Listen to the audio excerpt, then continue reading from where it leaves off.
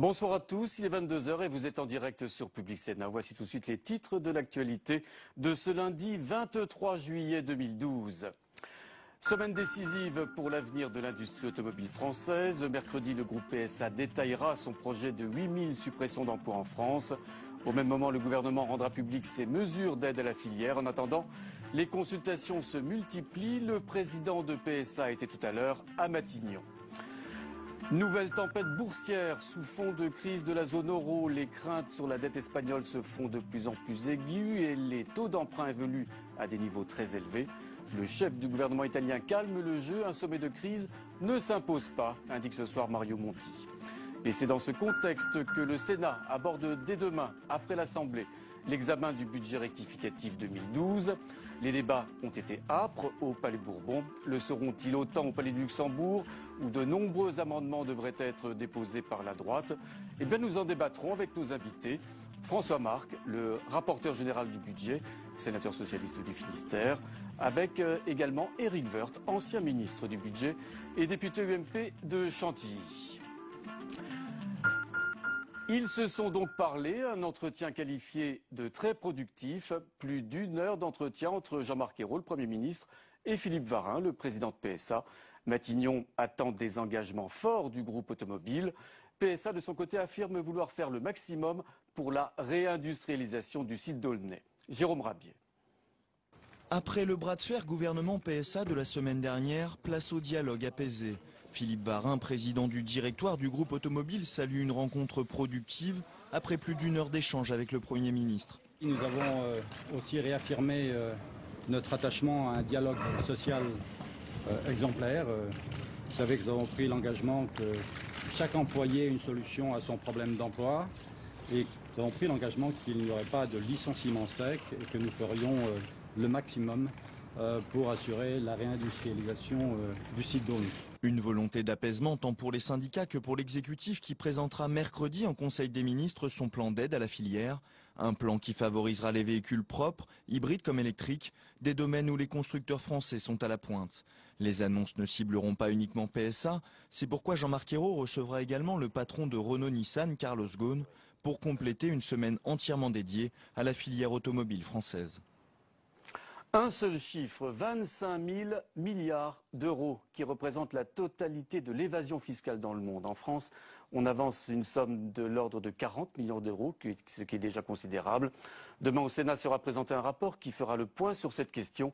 Une évasion fiscale qui trouve dans les nouvelles technologies toute la sophistication nécessaire à son développement. Mounir Soussi vous en dit plus. 6 mois d'enquête sur les mécanismes de l'évasion fiscale et un premier constat, la fuite des capitaux reste d'actualité. En partie grâce au développement des nouvelles technologies qui permettent de transférer des fonds à travers le monde en un seul clic. Malgré cette nouvelle donne, le président UMP de la commission d'enquête du Sénat a été rassuré par le comportement des entreprises nationales. Les craintes ont été levées, d'abord en ce qui concerne, je dirais, les pratiques des grandes sociétés françaises, même si ça n'a pas été le cas de filiales de groupes étrangers en France. En tout cas, nos grandes sociétés font parfois de l'optimisation, mais en tout cas dans des pratiques tout à fait régulières et raisonnables. Optimisation, évasion, la frontière est mince. Face à ce problème mondial, seule une réponse internationale pourra fixer un cadre clair. Pour atténuer la pression des États à la recherche de nouvelles recettes budgétaires, les paradis fiscaux ont cherché à donner des gages en signant des accords de coopération, insuffisants pour le rapporteur. C'est quelque chose d'assez monumental ce qui se passe dans le monde, avec cette finance qui échappe aux règles, qui échappe et donc à la fiscalité. Ça crée des inégalités des citoyens vis-à-vis de l'impôt d'une part, et ça prive les États de moyens importants qui aideraient à relancer l'économie, à lancer de grands projets, des infrastructures par exemple. Rien qu'en France, la perte est estimée à 40 milliards d'euros par an sur le budget de l'État. Pour récupérer une partie de cette manne, le gouvernement va durcir les conditions d'optimisation fiscale en obligeant les entreprises à justifier l'activité de leurs filiales installées dans les paradis fiscaux. Le Sénat toujours qui examine à partir de demain le budget rectificatif 2012 adopté la semaine dernière à l'Assemblée nationale. L'opposition sénatoriale fourbit ses armes à la veille des discussions. L'UMP et le centre piaffent d'impatience. C'est ce qu'a dit cet après-midi Philippe Marini, le président de la commission des finances, qui accueillait Gilles Carrez, son homologue au Palais Bourbon. Un passage de témoin qui en dit long sur les débats à venir. Sandra Cerquera. Le but de la conférence de presse, assurer que la droite sénatoriale poursuit l'offensive. Gilles Carrez est même venu prêter main forte à Philippe Marini, une première. Ensemble, les deux présidents de commission des finances dénoncent un budget rectificatif idéologique qui ne vise qu'à liquider l'héritage fiscal de Nicolas Sarkozy, y compris la TVA sociale. C'est l'occasion, avant d'entrer dans le débat, de faire ressortir le caractère inacceptable de ce texte, qui est une revanche fiscale et non pas une réforme fiscale, et qui, sur le plan économique, ne s'attaque pas au vrai sujet. À l'Assemblée, les débats ont été agités et au Sénat, ils le seront aussi, promet Philippe Marini. Les sénateurs UMP comptent utiliser, avec l'appui des centristes, la question préalable. Une procédure qui permet de rejeter le texte sans même le discuter. Elle a peu de chances d'aboutir, mais c'est une façon pour l'UMP de marquer son opposition. La droite doit aussi déposer plus de 150 amendements. Nous avons siégé dans l'opposition de nombreuses années. Nous savons bien que l'arme de l'opposition, c'est de déposer des amendements et de tenter des questions. C'est logique. Ici, ils savent que la majorité est courte. Nous nous apprêtons tout de même à défaire ce qui était la loi TEPA et le fondement du sarkozysme. Je comprends qu'ils soient désireux de retarder le moment. L'examen du collectif budgétaire débutera demain au Sénat. Il doit être adopté définitivement le 31 juillet, dernier jour de la session parlementaire. Alors, nos invités sur le plateau de Public Sénat, Éric Woerth, bonsoir, ancien ministre du Budget, député maire UMP de Chantilly. En face de vous, François Marc, rapporteur général du budget, sénateur socialiste du Finistère. François Marc, c'est votre première discussion budgétaire en tant que rapporteur général. Vous allez l'aborder dans quel état d'esprit ? C'est vrai, ce sera un exercice un peu nouveau pour moi. J'étais porte-parole de la majorité au sein de la commission des finances et dans cette discussion, moi je suis dans un état d'esprit très simple qui est d'accompagner les efforts entrepris par François Hollande et son gouvernement. Donc la majorité du Sénat va s'efforcer d'apporter son concours à ces différentes mesures qui nous paraissent aujourd'hui tout à fait souhaitables pour notre pays et qui ont été d'ailleurs validées par une majorité d'électeurs récemment. Donc soutien à l'ensemble de ces initiatives et de ces propositions. Alors vous vous attendez à un débat ardent, âpre, un petit peu comme à l'Assemblée il y a quelques jours ? C'est l'avenir qu'il y a. Et on a vu le sujet à l'instant. Je crois que le Sénat a de traditionnelles habitudes de courtoisie et de sérénité. Donc le débat sera certainement vif par moment. Il sera riche dans les argumentaires. Mais je crois que les séances vont être organisées sur une base tout à fait courtoise. En tout cas, de notre côté, c'est dans cet esprit qu'on aborde la discussion. En tout cas, vous y êtes prêt à ce débat. Alors la Commission des finances a adopté aujourd'hui le texte en y apportant quelques modifications. En particulier, je cite l'extension de la baisse de l'abattement sur les droits de succession. Est-ce à dire que la Commission des finances a durci le texte généralement ? Je crois qu'on ne peut pas dire ça. Le texte a une vocation simple, c'est celle de rééquilibrer, si on peut présenter ça ainsi, les comptes qui connaissent aujourd'hui un déficit très lourd. Après le projet de loi de finances rectificative du printemps, on avait alourdi le déséquilibre. Donc il s'agit de trouver de nouvelles recettes, il s'agit d'améliorer le solde budgétaire de la France, de mieux répondre aux exigences de la trajectoire européenne de notre pays, et puis aussi de mettre en œuvre quelques mesures de plus grande justice fiscale. Donc de ce point de vue-là, la ligne est tracée. Et de notre côté, Commission des finances, outre quelques aménagements techniques ou améliorations à la marge, nous avons effectivement l'idée de faire passer 2 ou 3 idées qui étaient traditionnellement défendues par notre majorité ici depuis un certain nombre de mois. Et c'est dans cet esprit qu'on aborde le débat. Éric Woerth, vous le qualifiez comment ce budget ? François Fillon a dit ce matin qu'il restera comme une marque indélébile lorsqu'il s'agira de faire le bilan de François Hollande. Ben, c'est pas anodin. Et d'ailleurs, à l'Assemblée nationale, ça n'a pas été très courtois. Le débat a été vif et souvent, j'espère qu'au Sénat, ça prendra une autre forme. Mais à l'Assemblée, ça a été même violent, haineux, presque avec une majorité qui avait du mal à accepter, au fond, les critiques de l'opposition. Il faut que chacun se fasse au rôle qu'il a aujourd'hui à mener. Mais c'est de l'anti-sarkozysme pur, c'est de l'idéologie totale. L'article 1 et l'article 2 le montrent. L'article 1, c'est la fin de la TVA dite sociale ou anti-délocalisation, c'est-à-dire une augmentation de la TVA contre une diminution des charges, c'est-à-dire une baisse du coût du travail. En fait, en faisant ça, on augmente le coût du travail. En mettant fin à la TVA sociale, on augmente le coût du travail. Donc c'est contraire à ce que dit Jean-Marc Ayrault et François Hollande depuis l'élection présidentielle. Pas avant, il est vrai, mais depuis l'élection présidentielle. Et puis, il y a eu un deuxième débat qui était très, très âpre pendant quasiment 2 nuits, 2 jours de nuit. C'est les heures supplémentaires. Où au fond, la gauche dit mais les heures supplémentaires, elles ont provoqué du chômage. Et nous on dit mais c'est la vieille antienne de les 35 heures, du partage du travail, ça c'est complètement faux. Les heures supplémentaires, elles ont amené du pouvoir d'achat aux personnes et aux personnes modestes. Et on s'aperçoit que les heures supplémentaires, la fin de la défiscalisation et de l'absence de charges sociales sur les heures supplémentaires va ramener plus au gouvernement qu'au fond la modification qu'il fait sur l'ISF. François Marc, est-ce que vous avez l'impression de faire plus de justice et moins d'idéologie ?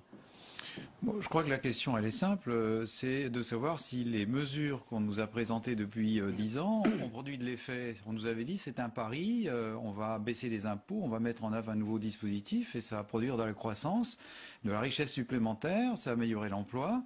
Et en réalité, on s'aperçoit que ça n'a pas été le cas. Donc je crois qu'il ne s'agit pas de défaire pour le plaisir des mesures qui auraient été prises dans le passé récent. Il s'agit d'essayer d'avoir une autre trajectoire et pour cela de libérer quelques fonds pour pouvoir orienter les choses autrement.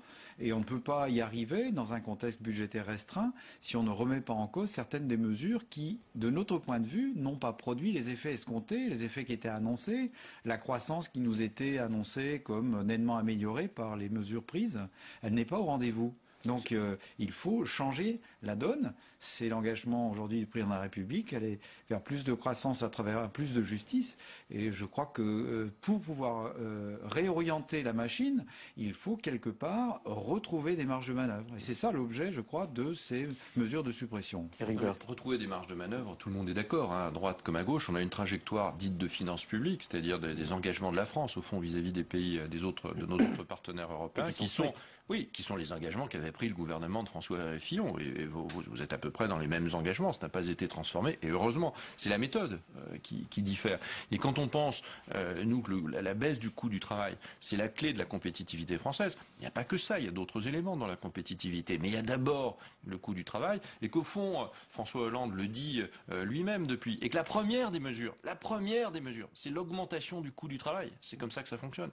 Et quand, à l'article 2, on dit sans arrêt, il faut protéger le pouvoir d'achat des Français malgré la crise. Quand à l'article 2, on entame le pouvoir d'achat des Français les plus modestes au travers de cette révision assez idéologique des heures supplémentaires, voilà, on fait exactement le contraire de ce qu'on dit dans la réalité. Puis je voudrais dire à M. Marc que peut-être que les mesures de la loi TEPA n'ont pas amené la croissance qu'on pouvait espérer, pour la bonne raison qu'il y a eu une crise. Et que cette crise, elle a frappé de plein fouet absolument tous les pays du monde. On ne va pas y revenir, on n'a pas le temps. Mais au fond, la France a été en récession, moins en récession que d'autres pays, mais en récession, et que tout ça est dû, bien sûr, à la crise. Donc on n'a pas pu en percevoir tous les élans. Et je pense que vraiment que les heures supplémentaires, elles ont protégé en partie les Français. Elles ont protégé à la fois la fonction publique, parce que vous avez supprimé les heures sup et donc du pouvoir d'achat supplémentaire dans la fonction publique, et à la fois pour les salariés du privé. Ça a joué le rôle d'amortisseur de pouvoir d'achat. François Marc, sur cette défiscalisation des heures supplémentaires, qu'est-ce que vous répondez? Philippe Marigny indiquait cet après-midi qu'elle touchait les salariés du BTP, des transports routiers, de la restauration, bref, des salaires modestes. Les réponses ont déjà été données. Oui. Le débat était riche de ce point de vue-là à l'Assemblée nationale. Il va se réouvrir au Sénat, bien sûr. Il va se réouvrir au Sénat.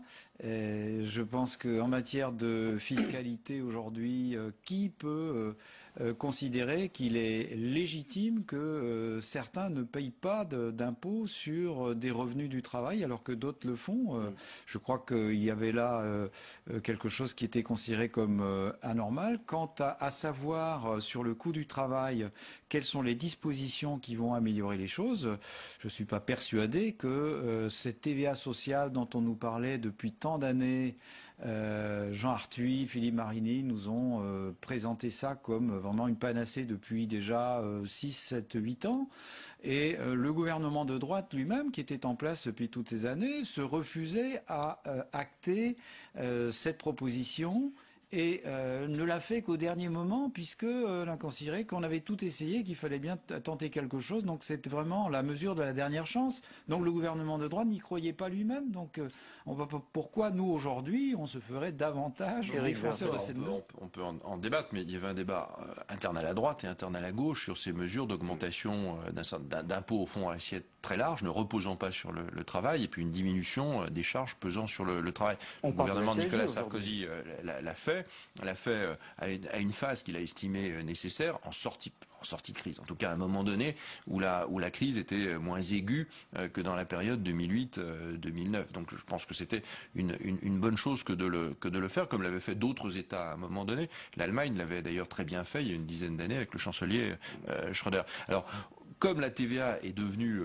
quasiment la bête noire du gouvernement socialiste parce que le gouvernement de Sarkozy avait décidé que c'était la TVA, on en est maintenant à la CSG. Il y avait la TVA Sarkozy, comme disait à ce moment-là l'opposition du moment, et il y aura la CSG Hollande. Parce que il faut bien, à un moment donné, si on veut basculer les charges qui pèsent sur le travail, il faut bien les basculer sur quelque chose, en dehors des réformes structurelles qu'on doit faire. Quand on a fait la réforme de retraite, c'était une réforme structurelle. Et il en faut d'autres. Mais je remarque simplement que dans ce collectif, il y a beaucoup sur la fiscalité, 7 milliards ou 7 milliards et demi. Il y a très peu sur la dépense. Peut-être que la période ne s'y prête pas non plus. Mais enfin, il y a très peu sur la dépense. Et ça augure assez mal, je pense, du budget 2013, qui sera au cœur du débat politique de la rentrée. François-Marc, cette extension de la CSG, c'est quelque chose auquel tout le monde pense, y compris la gauche aujourd'hui. Je crois qu'il y a, Éric Woerth a raison de le souligner, une vraie différence entre nous, c'est que relativement à la fiscalité, on a entendu partout les gouvernements libéraux en Europe nous dire il faut que l'on aille davantage vers l'impôt sur la consommation et vers la TVA. Beaucoup de gouvernements européens se sont orientés vers là, et en France, on a eu tendance aussi, de la part du gouvernement, à regarder dans cette direction. Nous avons le sentiment que c'est pas la bonne voie, que réduire le pouvoir d'achat du consommateur parce que la TVA est plus chère et qu'il ne peut donc plus avoir les mêmes moyens pour acheter, c'est pas la bonne solution. Et nous pensons, nous, que c'est l'impôt progressif et l'impôt sur les différents revenus, sur le capital, qui doit être sollicité. Mais c'est vrai que ça ne suffira peut-être pas et que le gouvernement réfléchit à d'autres solutions. Certains évoquent la CSG. Je ne sais pas si c'est dans cette direction que ça ira. Je ne sais pas non plus quelle sera l'évolution du contexte budgétaire dans les semaines et les mois qui viennent, parce que chacun a conscience que, à la lumière des informations que vous donniez dans le journal tout à l'heure sur la zone euro, à nouveau, oui. Il y aura peut-être un autre projet de loi de finances rectificative dans l'année, si nécessité il y a. Et je crois qu'il faudra bien faire face aux exigences budgétaires. Nous avons vécu tout ça, toute cette période de crise. Souvent, les socialistes nous disaient mais non, on a vécu tout cela, les plans sociaux, les difficultés à faire rentrer les recettes fiscales. Cela dit, la TVA, c'était le gouvernement Schröder, il était socialiste. Et je remarque que dans les pays d'Europe du Nord, où il y a de fortes dépenses sociales, des prestations sociales très importantes, comme en France, il y a une TVA qui est plus importante. La CSG a un seul défaut, c'est qu'elle ne permet pas aux importations de participer au fond au financement de la protection sociale. Alors messieurs, autre question, faut-il fiscaliser les frais des mandats des parlementaires? À cette question, vous le savez, les députés ont répondu non en rejetant un amendement, celui du centriste Charles de Courson. Qu'en sera-t-il au Sénat? Jean Arthuis, le sénateur de la Mayenne, a décidé de revenir à la charge et de marcher dans les pas de son collègue. Élisa Bertholomé. La République irréprochable voulue par François Hollande sera-t-elle le fait des centristes? Après Charles de Courson à l'Assemblée, le sénateur Jean Arthuis s'attaque aux frais de mandat des parlementaires. Objectif, imposer les sommes non dépensées de cette enveloppe de plus de 6 000 € par mois. S'il advient que cette indemnité est supérieure aux dépenses effectives, le différentiel constitue en effet un revenu qui, comme tel, doit être soumis à l'impôt progressif sur le revenu, à la CSG et à la CRDS. En plus de son indemnité parlementaire de 7 100 € bruts, un sénateur reçoit un crédit de 7 548 € pour la rémunération de ses collaborateurs. L'indemnité de frais de mandat sert, elle, aux frais professionnels, financement de permanence ou encore d'un journal. Fiscaliser l'IRFM reviendrait donc à contrôler les dépenses des parlementaires. À droite, on y consent. À gauche, on est plus réservé. Ces indemnités au nom très compliqué IRFM doivent épauler les parlementaires dans leur mission. Il faut, je pense, justifier de ces dépenses, ce que nous ne faisons pas pour l'instant, et d'autre part, ce qui n'est pas utilisé, le restituer. C'est quelque chose qui peut se faire, c'est quelque chose qui demandera beaucoup de paperasserie. S'il faut le faire, on le fera. Rejeté à l'Assemblée, l'amendement menace de l'être aussi au Sénat. Une décision qui risque d'accroître l'antiparlementarisme. Selon une étude du Cevipof, presque 83% des Français n'ont pas confiance en leurs élus. Et nous accueillons sur le plateau de Public Sénat Gilles Babinet. Bonsoir à vous, merci d'être avec nous. Vous êtes l'ancien président du Conseil national du numérique. Aujourd'hui, vous êtes un digital champion, c'est-à-dire que vous intervenez auprès de la Commission européenne pour défendre toute cette industrie numérique nouvelle. Surtout, vous êtes là ce soir parce que vous soutenez une pétition pour la transparence des frais des élus. C'est notre débat de ce soir. Vous vous insurgez en particulier après le vote des députés, on vient d'en parler, contre la fiscalisation d'une partie de leurs frais de mandat. C'est bien ça? Enfin, moi, je ne m'insurge pas sur la fiscalisation ou pas. Ouais. Le point vraiment principal pour lequel je suis intervenu médiatiquement, c'est sur le fait que je pense qu'il est nécessaire qu'on introduise beaucoup de transparence, d'une façon générale, pour qu'on arrive à rapprocher les citoyens des élus. Alors vous allez très très loin, vous demandez même la transparence totale, comme dans certains pays nordiques. Vous appelez ça l'open data, je ne connaissais pas ce terme. Ça veut dire que toutes les données sont accessibles par le citoyen sur Internet. Oui, je pense que c'est souhaitable. Je crois qu'on rentre dans une société où la transparence va être par définition beaucoup plus forte. Et je crois qu'il faut prendre conscience du fait que les institutions ne peuvent pas rester derrière. En voulant conserver les mêmes modalités de fonctionnement, elles risquent d'avoir une perception qui est rapidement totalement dépassée. Parce que la technologie nous pousse à la transparence. Vous avez l'impression que la France est en retard dans ce domaine aujourd'hui ? Je pense que les institutions, les grandes entreprises, ne comprennent pas toujours ces enjeux, effectivement. François Marc, comment vous réagissez à ce type d'approche de la transparence au travers de ce qui s'est passé à l'Assemblée et ce qui pourrait se passer demain au Sénat sur un amendement qui demande plus de transparence et de contrôle sur les frais, par exemple, des parlementaires ? La transparence nécessaire, bien sûr, transparence sur l'ensemble des avantages et des indemnités, des rémunérations, bien sûr. Le contrôle, il est assuré à l'heure actuelle, peut-être faut-il aller plus loin, mais il y a dans chacune des assemblées des commissions de contrôle sur l'utilisation de l'argent et ces commissions émettent chaque année un jugement, un rapport et il y a des évolutions qui sont adoptées dans chacune des assemblées. Cela dit, s'il y a une fiscalisation souhaitée et qui porte sur les indemnités pour frais de mandat... Non utilisés, hein, c'est bon. Bon, non utilisés. Moi, je crois que la plupart de mes collègues utilisent ces indemnités parce que ceux qui font bien leur mandat, ils ont une permanence locale, ils le font complètement, oui. Ils ont du personnel, ils ont des moyens nécessaires, des déplacements, un ensemble de choses. Donc, c'est une indemnité qui est faite pour être dépensée. Alors, si effectivement certains collègues ne font pas leur travail autant qu'il serait souhaitable et qu'ils ne dépensent pas ces indemnités, effectivement, il faut trouver une bonne solution pour régler le problème. Oui. Vous seriez prêt à examiner l'amendement, par exemple, de Jean Arthuis sur cette question faut voir qu'il entend déposer. Hein. Faut voir quelle est sa portée et comment la mise en œuvre peut se faire. Mais bon, je pense qu'on en débattra. S'il y a des amendements déposés, on en débattra. Et si on ne trouve pas de solution immédiate, on va certainement chercher à répondre à cette attente aujourd'hui de l'opinion. Et je crois que l'orateur précédent indiquait qu'il est nécessaire d'aller dans cette direction parce que beaucoup d'autres pays ont pratiqué avant nous cette transparence et qu'il faut aussi aller dans cette direction. Éric Woerth, c'est la bonne direction. Il faut de la transparence, mais ça ne veut pas dire que la vie politique française est opaque. Enfin, en le disant, au fond, c'est un petit peu ce qui est sous-tendu dans les discours. On concourt aussi, c'est assez facile quand on ne fait pas partie d'un monde de le considérer comme opaque. Je renvoie, votre monde est aussi opaque que celui auquel vous renvoyez. Donc c'est toujours la même histoire. Il y a aussi du voyeurisme. Derrière la transparence, il y a aussi l'idée du voyeurisme. Donc il faut faire un tout petit peu attention à ça.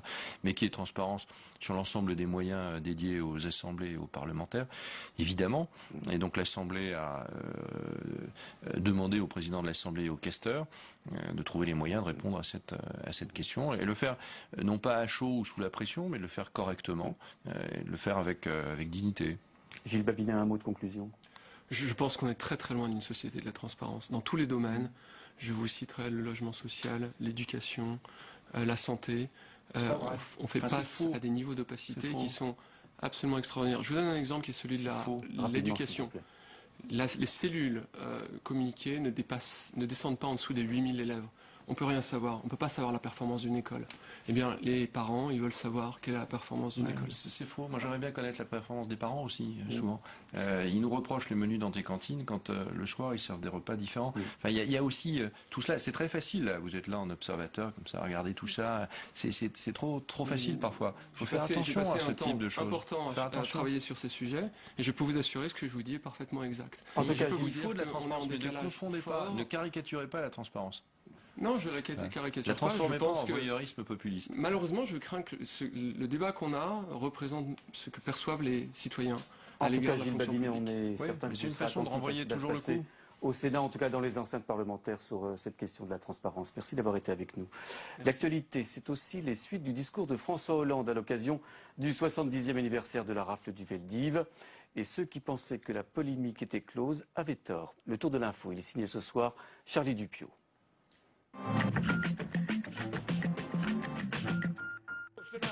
La rafle du Veldiv, un crime commis en France par la France.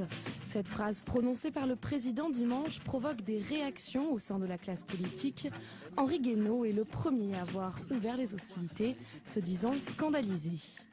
Peut-être que M. Hollande se sent plus proche de la France des notables apeurés qui se sont précipités à Vichy après l'armistice. C'est pas ma France. Une prise de position que Bruno Le Roux, président des députés PS, a jugée dommageable et attristante. Mais l'ancien conseiller spécial de Nicolas Sarkozy a trouvé un soutien à gauche en la personne de Jean-Pierre Chevènement. Selon le sénateur, la phrase de François Hollande revient à faire comme si Pétain était la France. La Syrie reconnaît détenir des armes chimiques, des armes dont le régime de Bachar al-Assad ne fera usage qu'en cas d'intervention militaire étrangère en Syrie. Le régime nie aujourd'hui un usage de ces armes contre la population syrienne. Aucune arme chimique ou non conventionnelle ne sera jamais utilisée contre nos propres citoyens, quelle que soit l'évolution de la crise. De leur côté, les rebelles poursuivent leur offensive à Alep, la deuxième ville du pays. Ce bastion, tenu jusqu'alors par les troupes du régime, est aussi la capitale économique de la Syrie. L'Union européenne annonce quant à elle doubler aujourd'hui l'aide humanitaire aux réfugiés syriens au nombre de 120 000 selon l'ONU. C'est la vague d'attentats la plus sanglante qu'a connue l'Irak en l'espace de 2 ans. 27 attaques ont touché 18 villes du pays, dont Bagdad, faisant 107 morts au total. Pour l'heure, aucune n'a été revendiquée. Les violences en Irak ont diminué par rapport aux années terribles de 2006 et 2007, mais le pays fait toujours face à une grave crise politique et à des tensions confessionnelles. Moins 3% pour la bourse de Paris, moins 2% pour celle de Londres. Les bourses européennes clôturent toutes dans le rouge, paniquées par l'envolée des taux d'emprunt espagnols. La zone euro craint que Madrid ait à demander une aide financière globale pour tout le pays, alors qu'elle a validé vendredi un plan de sauvetage destiné aux seules banques espagnoles. Le gouvernement de Mariano Rajoy continue, lui, d'assurer que son pays n'a pas besoin d'être secouru. Et l'Espagne doit combattre sur un autre front, celui des flammes. L'incendie qui s'est déclenché dimanche à la frontière franco-espagnole a cessé de progresser, mais il reste hors de contrôle. Un bilan provisoire fait état de 4 morts, tous français, dont un père et sa fille de 15 ans qui se sont jetés à la mer pour échapper aux flammes. 7 personnes sont grièvement blessées.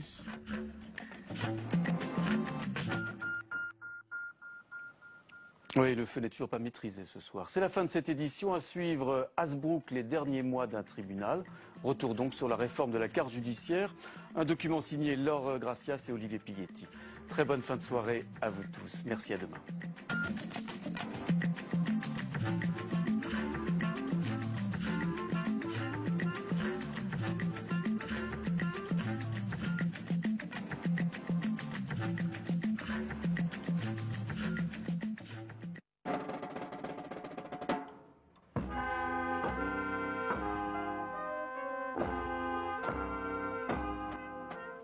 Une réforme qui a du mal à passer.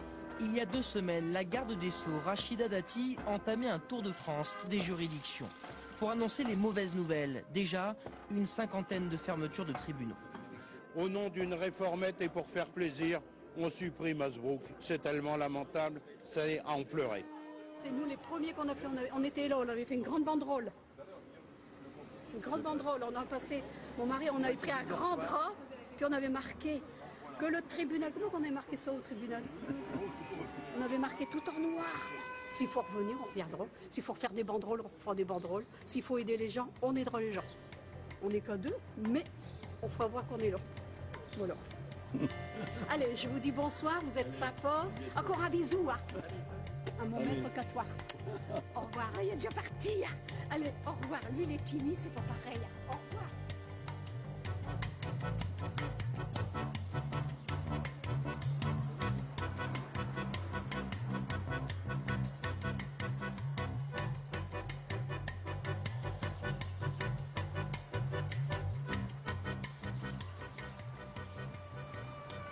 En octobre 2007, Rachida Dati vient, c'est la première cour d'appel dans laquelle elle se rend au tribunal de grande instance de Lille, et elle annonce la fermeture de tribunaux d'instance du ressort de la cour et d'un seul tribunal de grande instance, celui d'Hasbrook. Je suis arrivé à Hasbrook en tant que procureur de la République en juin 2008, c'est-à-dire plus de 8 mois après l'annonce de la fermeture, ce qui voulait dire que, en dehors des missions normales d'un procureur de la République, j'allais aussi devoir préparer la fermeture de la juridiction et son rattachement à Dunkerque. Carte judiciaire, ça veut dire un redécoupage des juridictions.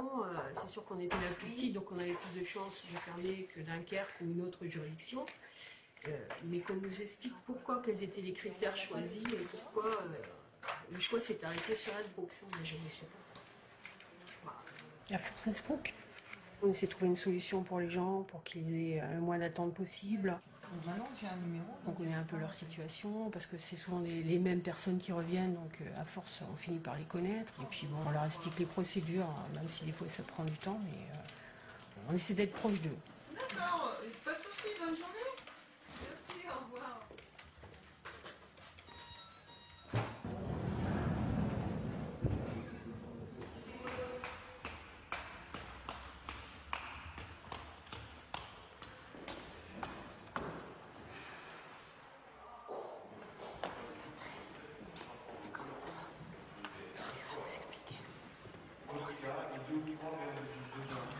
Et alors quand on nous entend, on nous dit que j'ai été arrêté,